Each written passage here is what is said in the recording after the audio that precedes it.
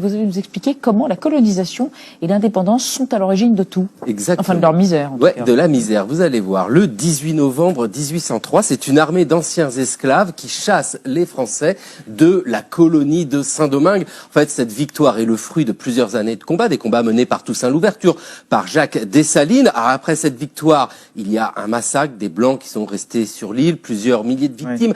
Ouais. Une page se tourne quand Haïti prend ce nom-là. Avant, c'était Saint-Domingue. Que ça devient Haïti, c'est le nom qu'on donne au moment où l'indépendance est proclamée. Alors en France, au même moment, Napoléon est empereur, deux rois lui succèdent, Louis XVIII et Charles X. Et ben, pendant toutes ces années, l'idée reste qu'un jour, l'île va revenir dans le giron français, jusqu'en 1825. Oui, Charles X est sur le trône depuis à peu près une année et il prend une ordonnance qui concède l'indépendance à Haïti. Alors concède, vous voyez, factuellement, c'est déjà indépendant depuis 1803.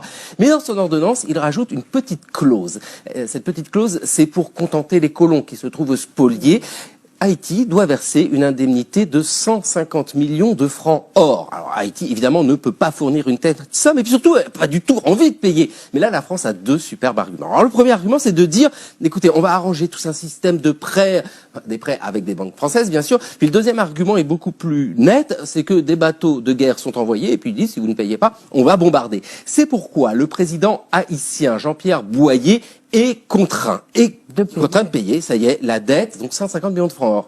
Et commence alors un cercle infernal qui maintient Haïti dans la misère. Parce que cette dette, vous l'avez compris, il y a la dette elle-même, et puis il y a tous les intérêts. Donc c'est absolument colossal. Faut le dire aussi, la gouvernance à Haïti est un peu catastrophique. Celle de Boyer, notamment, c'est du n'importe quoi, donc les finances ne vont pas du tout. Dans les années 1830, la France renégocie la dette. C'est la monarchie de Juillet, Louis-Philippe, mais ça ne suffit pas. Écoutez bien, c'est dans les années 1880 que la dette est enfin payée.